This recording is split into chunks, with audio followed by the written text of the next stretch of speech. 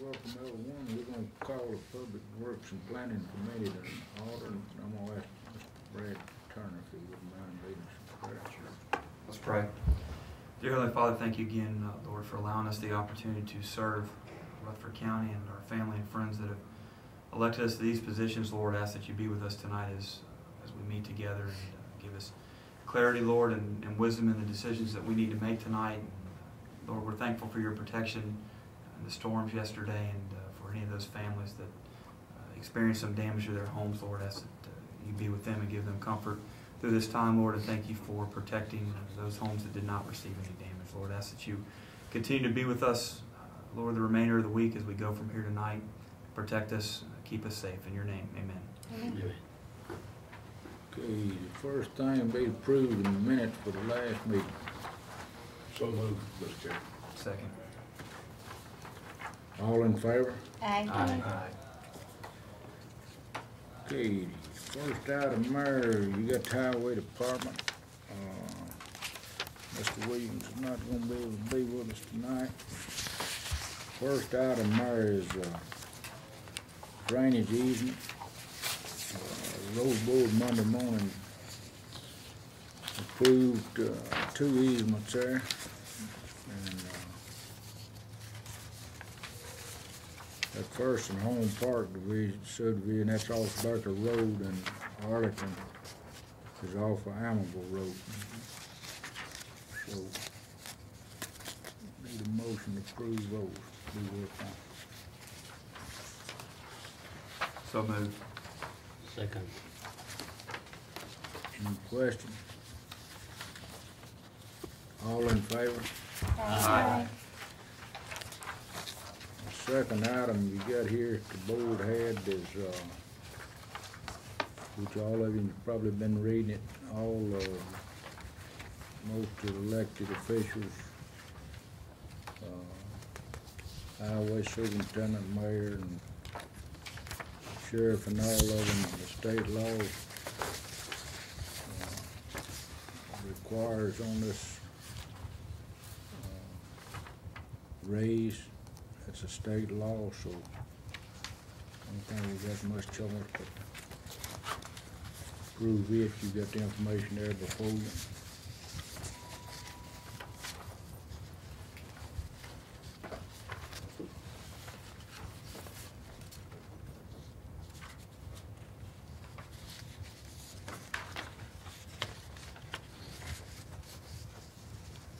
You remember what percentage increase was on the population? Oh, the population, oh yeah. 10-year increase on population was almost 45%. Went from 182,000 to 262,000.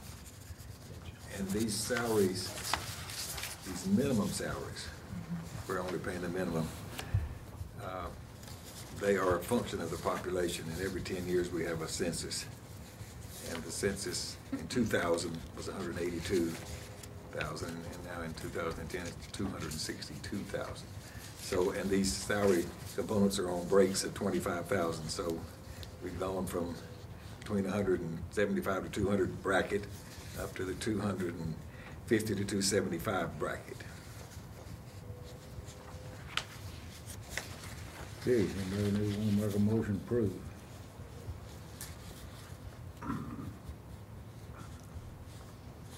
So this is only for one position? This is all under Mr. Williams? This is road superintendent's position right here. Each Right. department will be bringing theirs separate Right. through, then they'll all be going through the budget, then they'll be on the full commission. And then it looks like they just made an adjustment here in just the overall fund to try to offset it. That's what they had to do. Yeah. I'd say it's what just about all of the departments be coming forward like that. I'll make a motion to approve. They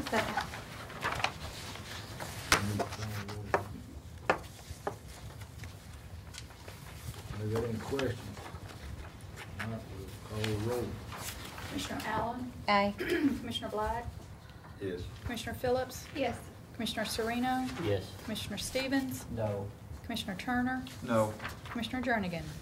More pass for the highway department.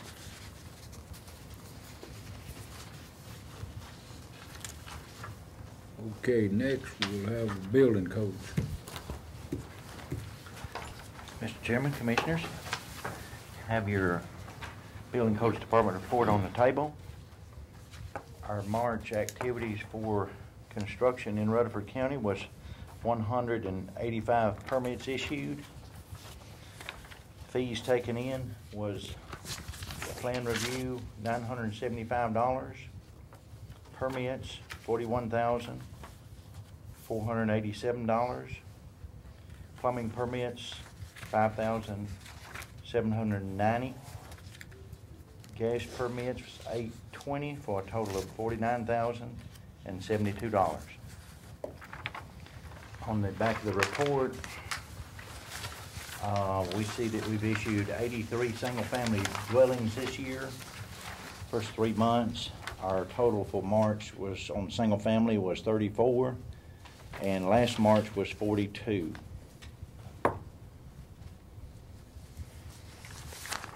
On the next report is the property maintenance inspections that we performed.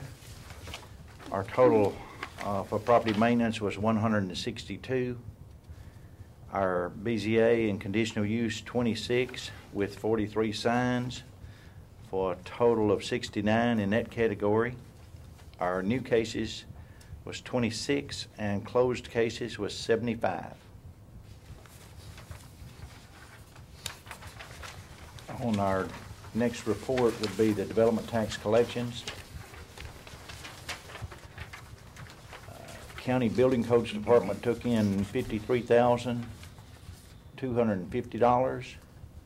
Planning Department took in $29,250 for a total of $82,500.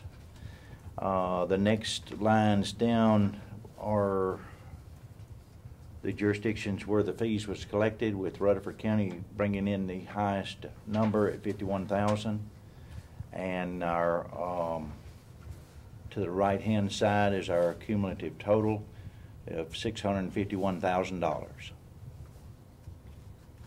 And that's my report, Mr. Chairman. I'll make a motion to approve. Second. Any questions? So we're still really low. Is that right compared to last year? Um, Am I reading that right? If we compare single families to last year, we're down 7 single-family dwellings first 3 months of this year. So yes, we are still running behind last year even at this time. We've seen a lot of activity this month, but still it doesn't match the last year's yet. This is the lowest year-to-date in the development tax collection in the history since the beginning, even when we were only collecting $750 versus $1,500. Yeah, your development tax report on the back of it shows when we started it. So it even goes back to 96, 97 revenues for development in the county. And like Mr. Burgess said, at that time when we started it, it was $750 total. And then in 2000, you'll see the revenue increase to $1,500. It looks like it's half of what it was that year Yeah. at this time.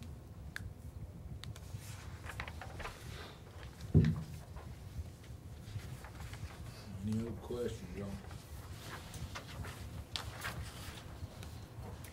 Not, I need a motion to approve the report. Got that. I've got a motion. Who was Alan and Stevens. Stevens second, I think. it?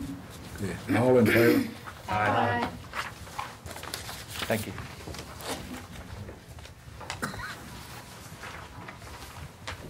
Okay, planning. Good.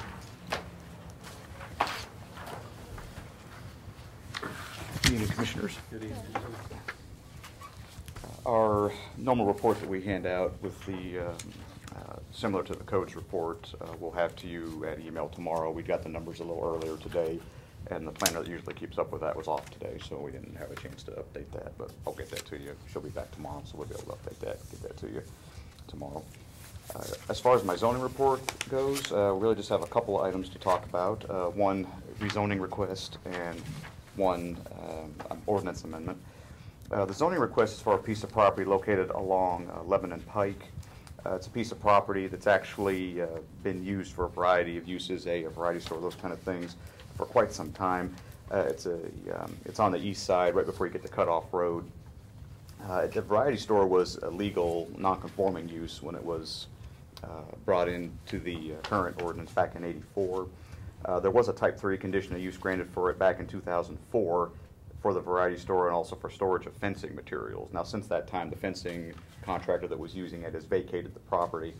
The application originally was to store and sell vehicles, motorcycles, RVs, those kind of things. That's really what brought it to the attention of this planning staff and code staff to begin with. Really was a result of a violation. They were really doing more there than what their original approval would allow them to do. This application's actually kind of been the victim of circumstances to a certain extent. This was originally considered by the Planning Commission in December of 2010. The Planning Commission considered it. The applicant wasn't present at that meeting, and there were some questions about the parking area and where the storage of some of the materials were going to be.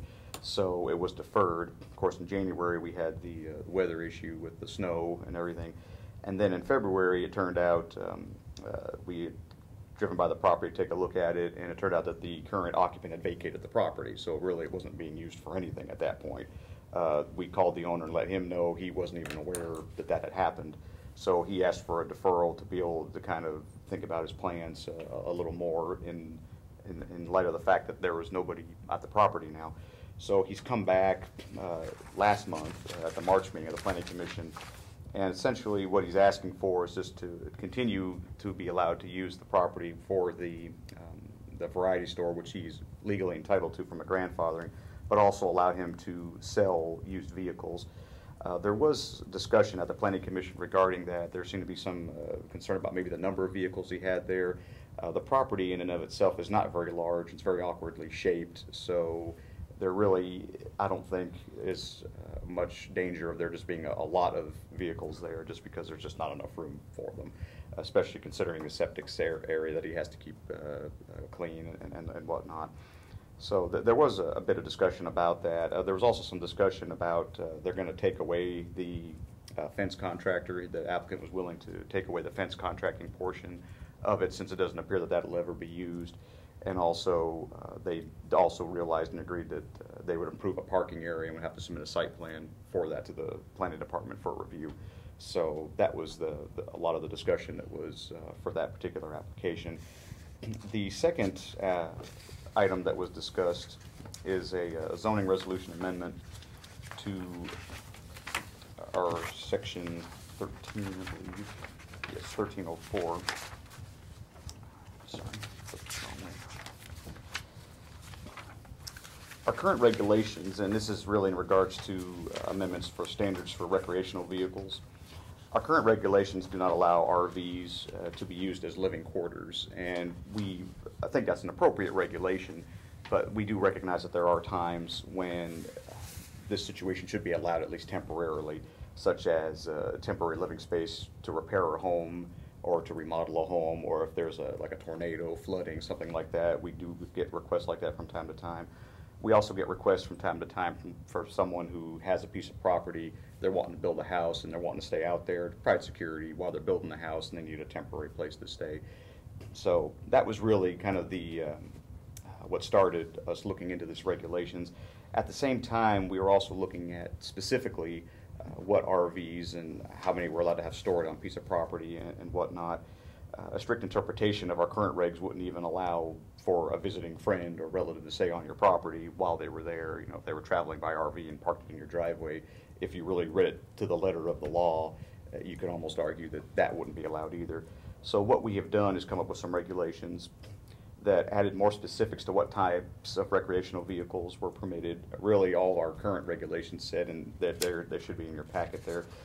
It really just said one boat trailer, one camping trailer, one recreational vehicle.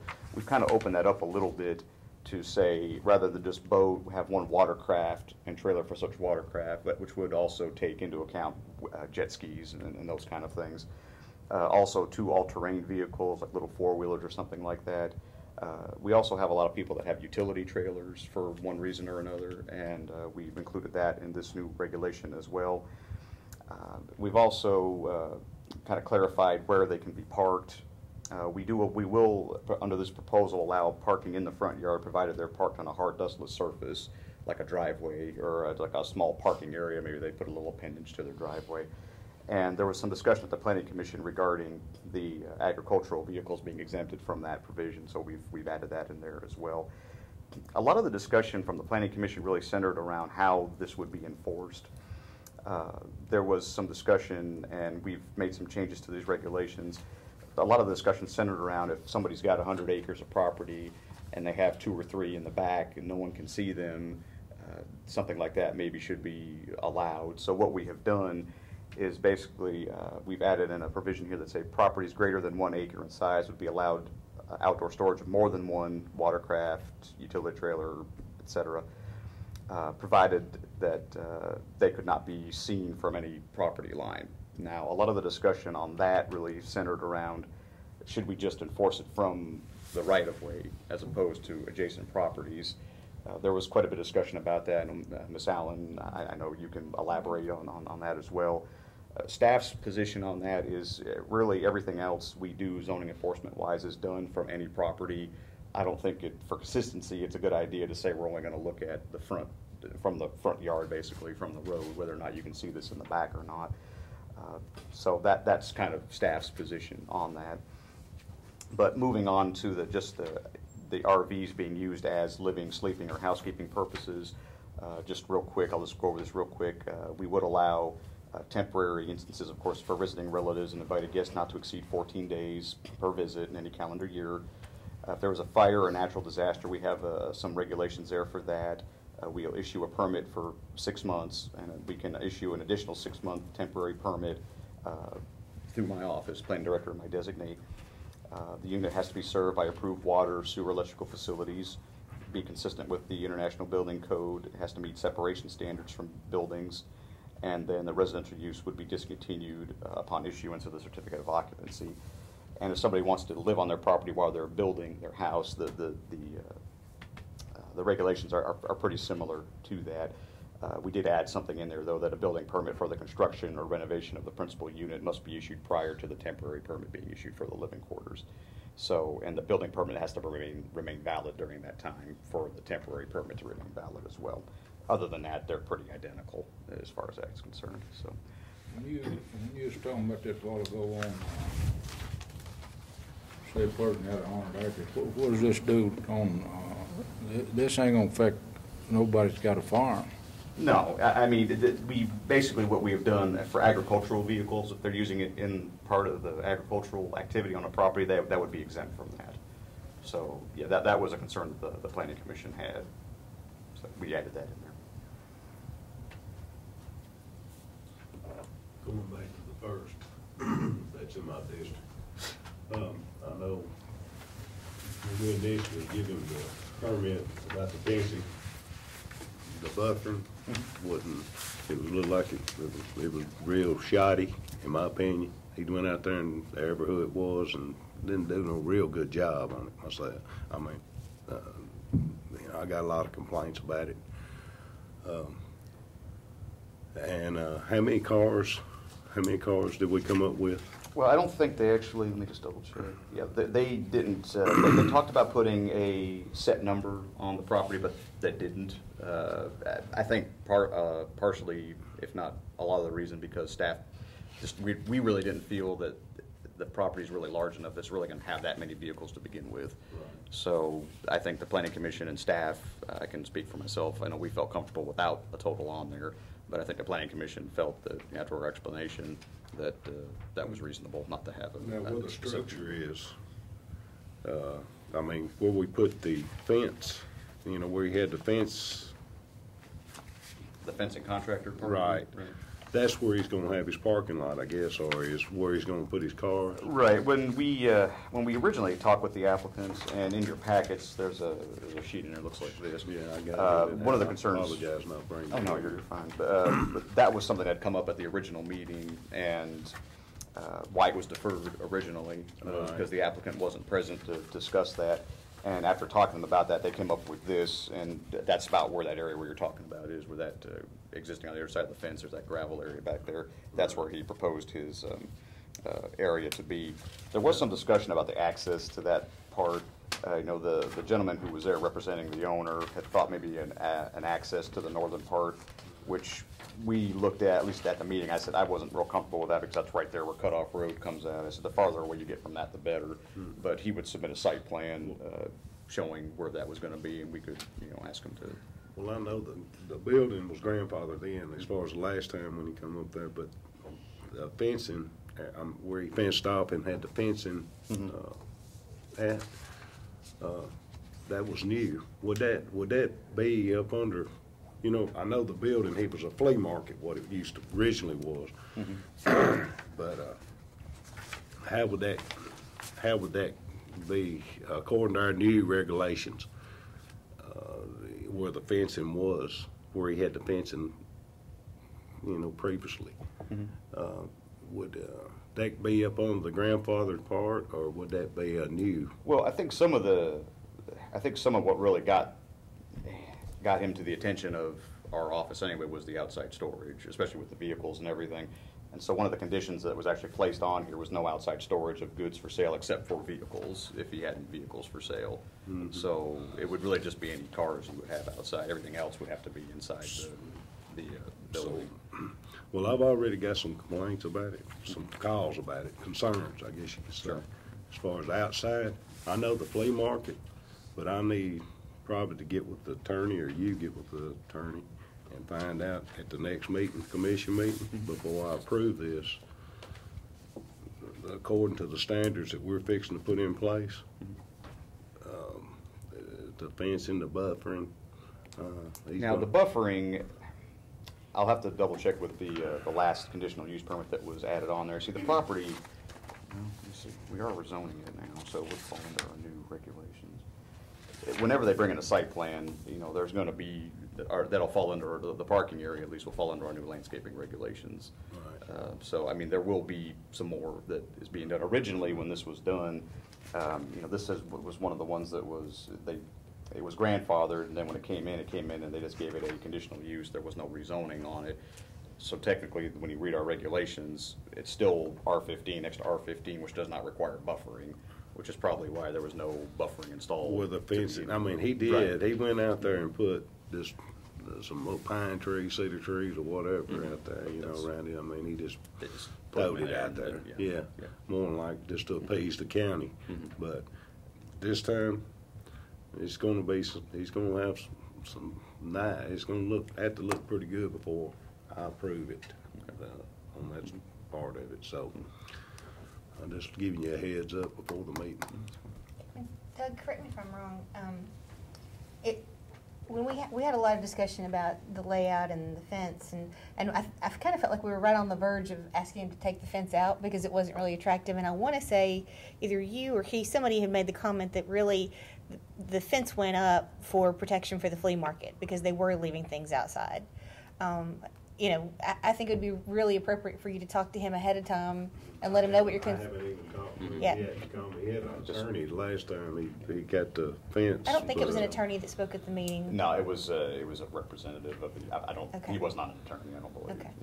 But anyway, he seemed very agreeable, you know, to do whatever, because he just needs the property marketed. He needs the property to be a viable entity Right, for him, and we need it to absolutely. be viable for the county. And so I think anything he can do to make it more attractive. I'm familiar with the property too. I think it'd probably be more attractive if the fence came down. I don't think the fence does anything to the property. It doesn't add anything to the property. A nice landscape buffer there, really kind of in place of it to give you some boundaries. I think would look nice. But again, it goes back to whatever the use is going to be, and you know we're approving multiple uses, so and fencing is expensive. So if there's a need for the fence, you kind of hate to have them take it out till you know what it's going to be used for. So it's a little bit of a catch-22. We're chasing our tail just a little bit on it, But yeah, I agree. I think, you know, the impression I got from at the meeting was that they really wanted to make the property look better. aesthetically than it did. pleasing. Yeah, I think they were embarrassed of how it had gotten because it had changed hands and different tenants had not taken care of it the way they were expected to, and I think that was part of the agreement was that the tenant would do the upkeep, and I think the tenants took it down instead of taking it up. If If they have nothing but cars in there, Jack, the only thing be on the outside according to that. That's the only thing could be on the outside. Right. So- Yeah, they won't be able to store any of the goods or anything outside, that's correct. I mean, Based if on- you was having a lot, it'd be just like some of them lots on down the road. You'd probably want to chain link fence up around your vehicle to keep somebody from stealing. Well, but I know like in downtown Smyrna, Thank- we've got a, I mean, I ain't trying to put word in his mouth, but I think the problem he had, because I know I was by there a lot of time, is where they had that flea market and all that stuff on the outside. According to him, the only thing they have on the outside be cars. Everything else got to be inside. I'm just thinking about, we've got a car lot in Smyrna that looked hideous, and then they made a lot of improvements to it, and one of the things that they did is they put up a nice, little brick retaining wall, nice landscaping, and then they have their fencing that go, or the gates that go up just in the evenings, and then the gates come down. So, it looks attractive all the time, but it doesn't have a big protective, fence around it. So there's some ways for them to make it, attractive and use it for, I think, some of the things they're wanting to use it for. I mean, I know what Jack's talking about. It was a mess out there. He don't want it again. Mr. Chairman, I want to ask a couple of questions if I can. On this particular point, it says no certificate of zoning compliance shall be issued until site plan approval has been granted by the appropriate reviewing agency. Will there be enough, will you have enough authority in the review of the site plan to determine or require the removal of the fence and buffering and otherwise in landscaping? Will that all be included on the site plan? It must be approved by Yes, staff. it would. To bring up the parking area to the standards that they're talking about wanting to take it up to, that's going to require a site plan to our office. It may not require planning commission approval. That may be more of an administrative action, but that'll show the landscaping and those items that you were talking about. At that time, we can. At that time, you could say, look, that fence needs to. It needs to come down, and you Right. can say it must come down. Mm-hmm. And they probably agree to it anyway, but at least you would have that ability to make that happen. And secondly, under the recommended conditions, since these are used vehicles, the first recommended condition is all vehicles must be licensed and operational. I'm not sure if these vehicles are actually licensed if they're used vehicles sitting there for sale. If they're licensed to a dealer. I think Okay. dealers have to keep an inventory of their vehicles. Okay, I think Yeah. clarification needs to be made there, whatever that means. Yeah, we can clarify that.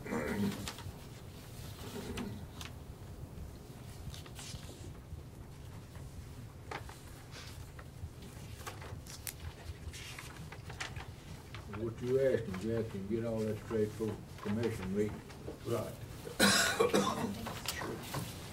I just had a question real quick there. I'm not familiar with it, so forgive me for asking. You had mentioned that there was not a set number, and I think Commissioner Black had talked about how many cars that they might sell or have on the lot.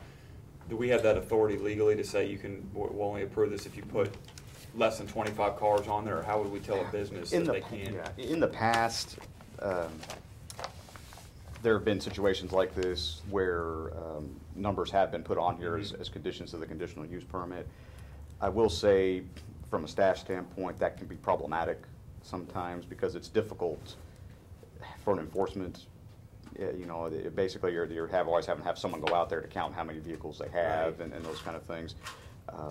So in this situation, because the lot, if its configuration, in fact, it's just not that big really, I don't think we felt that was really necessary. Well, and that's kind of what I was looking for. I didn't know if we were even legally allowed to do that and be able to say, we'll only grant approval if you only have this many cars on there. If they can sell, if they've got property for 50 cars, but we're only telling them they can have 25. Right. I didn't know. Right. I mean, you can put the condition on there, but I think you're right. I think that gets.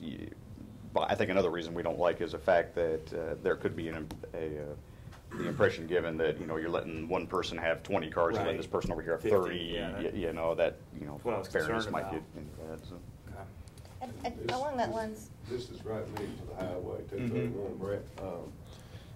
You wouldn't want them right out Right, there. right. It could become a safety hazard. Right. And we don't want them in the right of way or anything to Right. begin with. I mean, that even though that's not in here, that just kind of goes without saying. Right. You don't. Right. I mean, that's.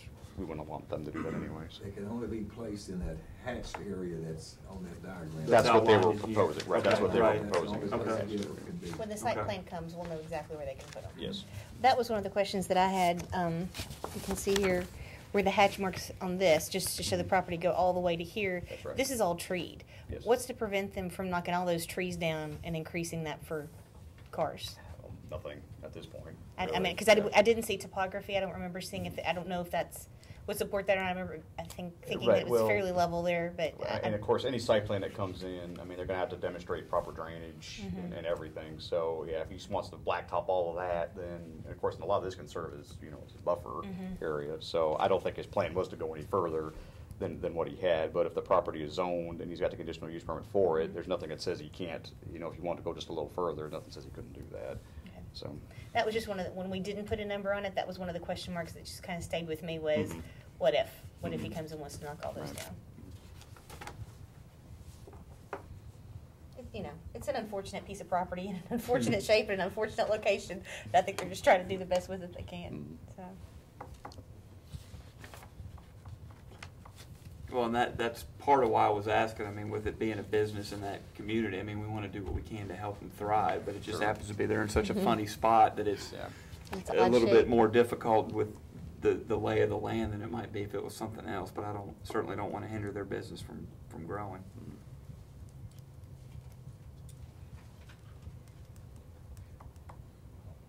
All right. If there's no more discussion, I'll make a motion that we approve the report as presented. One second.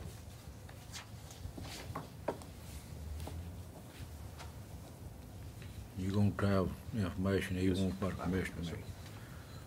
Okay, any other questions? Not, all in favor? Aye. Just one quick announcement. We'll be having, the Planning Commission will be having a public hearing on our comprehensive plan this coming Monday, 6 o'clock, right in the courtroom. So, thank you. Thank you. Okay, we're ready for the landfill report, convenience centers.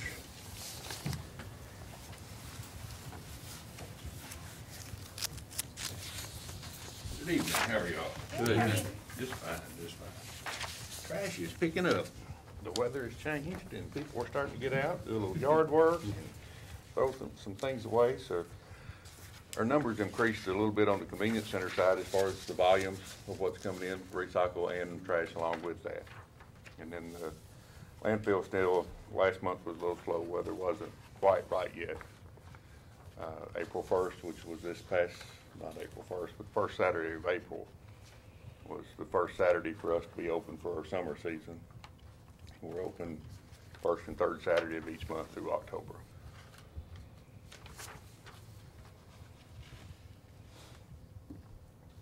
Any questions?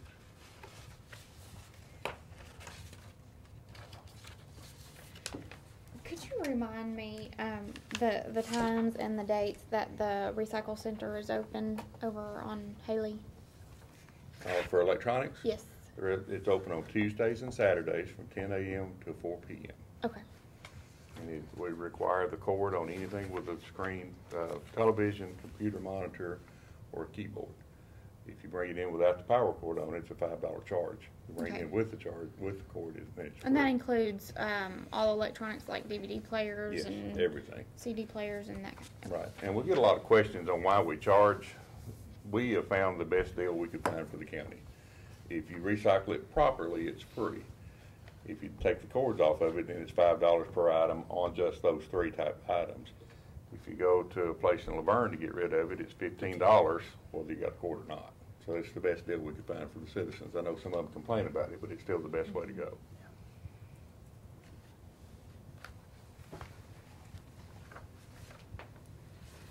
Read on. That's all I've got. Oh, you got? And then as, people are cleaning out for spring and summer cleaning, paint. No, it's too much work. I know. Oh, could you remind us of paint? Paint, we normally have a household hazardous waste collection, which is sponsored by TDEC, the state of Tennessee. Paint will no longer be accepted at any of those locations. The nearest one coming for us is May the 7th in Franklin. but it'd be for household chemicals, but no paint. There's a thing that the county did to stop the splat. Really, really good video to explain how to get rid of latex paint.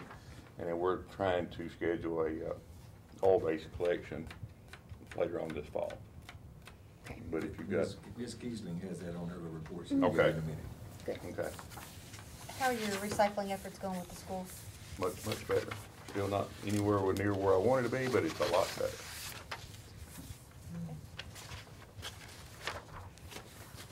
And then the only other thing is just information. Recycle Rutherford has their semi-annual meeting on the 25th here in the courthouse. The Nissan Leaf will be here from 6 to 7 with the Nissan representatives. And then they'll have their meeting from 7 till probably 8, somewhere in that neighborhood. Of course, they would like to invite each and every one of you.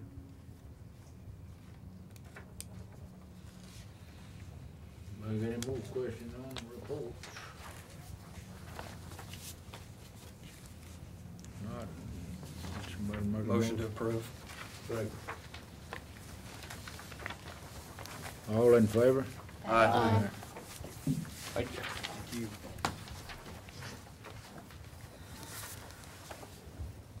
Okay.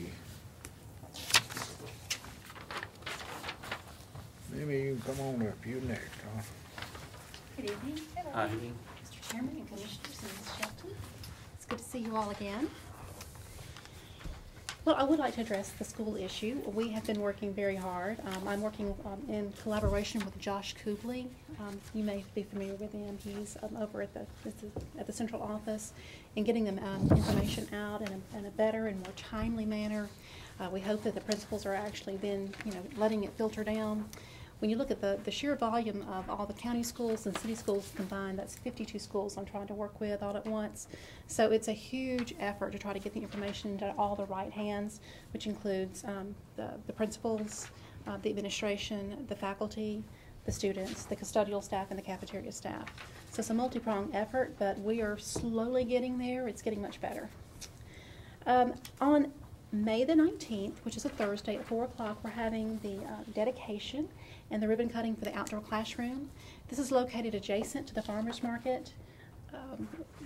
We have already been doing lessons there. This summer I'll be doing the same thing that I did last summer, which is have the outdoor classroom open during the farmers market hours. It's on Tuesdays and Tuesdays and Fridays. The kids last year sort of wandered over. I put up signage. We had all types of environmental lessons. We had kids got to play in water. They got to play in beans, all kinds of sand, all kinds of different things. They got to plant little desktop gardens. So this year our plans are to expand it. I'm also going to be offering a summer camp or two. I have not got my dates established yet, but I'm excited about that. There will be a minimal cost for that once we do it, and I'll go through the mayor to get that approved. But all the other lessons there are free of charge. So I would like for you guys to come to the ribbon cutting. I think it'll be a nice opportunity to, if you've not seen the farmers market, just to get out there and see that as well and see what we have going on there. It's going to be really exciting. The Earth Day celebration, in the past it's been down at the city on the Civic Plaza, but now we've moved it to the courthouse. It's going to be on the inner circle here, and it is next Saturday, April 16th from 10 to 2. And this is in collaboration with the Murfreesboro Electric, the City of Murfreesboro, and then my program. Also on May the 14th from 10 to 1, we're having another free shred day. We've had 2 in the past. Both of those have been wildly successful. We have collected and shredded on site over about 5,000 pounds each time. Of course, all that paper is then recycled. This is a great way to get rid of old tax documents, anything that's case sensitive that has any type of information or numbers on there that you need to have shredded. Old checks, just bring it all to us. You drive through, we have volunteers from a high school that unload your car. You don't even have to get out, and it's shredded right there on site. The company that's doing this for us is called Max Shred, and it's kind of interesting if you're still a little bit skeptical and worried that your information may be breached. You can pull your car around and park, and then it's 95-gallon toters that we pour things into or dump things into. There is a camera on the truck, so once they put it under there, it lifts up and it shows, it shreds it to confetti size. So there's no possible way that any of your information can be breached. We're doing something a little bit different this time. Have any of you heard of Souls for Souls? Mm-hmm. It is a wonderful organization that was started back in 2005. It was right after one of the tsunamis, and the guy that started this organization as a not-for-profit, he was watching this tsunami, and there was just a single shoe floating along in the water. And it kind of made him start doing some research, and he found out that there's so many shoeless people in the world. Not many in our own country, but specifically in other countries, underdeveloped countries. So since 2005, he has collected, or his organization has collected 12 million pairs of shoes. They've distributed free of charge throughout the world to a lot of different countries. So what we're asking is if you want to come to the Free Shred Day, just donate a pair of shoes. It does not have to be new shoes. It can be any kind of shoes. We want them to be at least clean and in good shape. But Souls for Souls will be here with a van, and we'll be collecting the shoes as well. So when I approached Max Shred about partnering with a not-for-profit, he was really pleased to have the opportunity. So we're looking forward to that. Can you ask about paint? In the past, TDEC did collect paint, both latex and oil-based paint at the hazardous waste collections. Then they realized that they were spending $350,000 per year just to solidify latex paint for people. They still want to collect the oil-based paint because that is a hazardous waste, but latex is not a hazardous waste, it's a nuisance waste. So they turned it over to us. Each county is choosing to handle it in a different way, but if we were to collect it, it would be quite expensive, over $10,000 for us to solidify that much paint for citizens. That's not the best use of taxpayers' funds, so TDAC actually approved our education campaign. They have distributed it to all the other 94 counties and encouraging them to do this as well. We're going to collect the oil-based paint. Once we collect it, and we have set a date for September the 17th, once we collect it, TDEC will come and pick up the oil-based paint free of charge. They do a milk run. They're still in charge of processing that.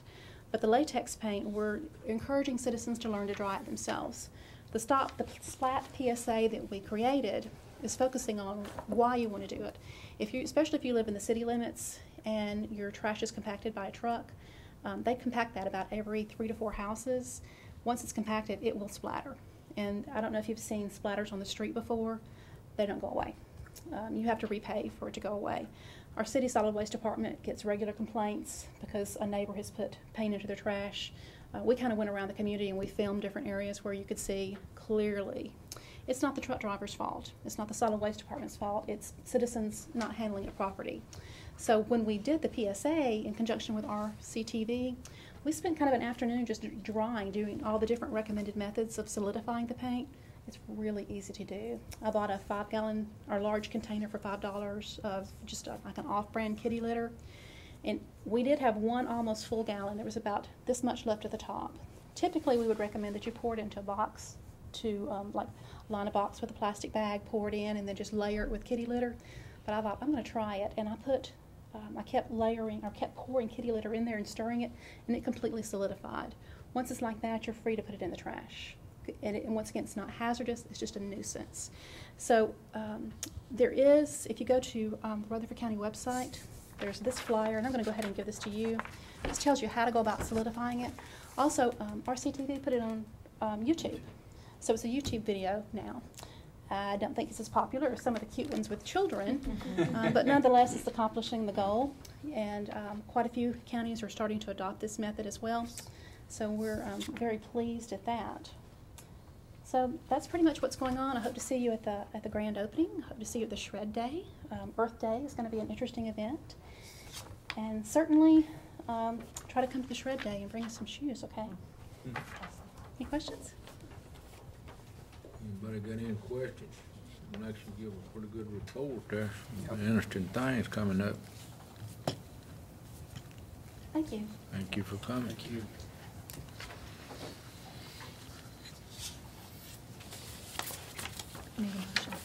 Need a motion. Second. All in favor? Aye. Anyone got any other business? Not a move adjourn.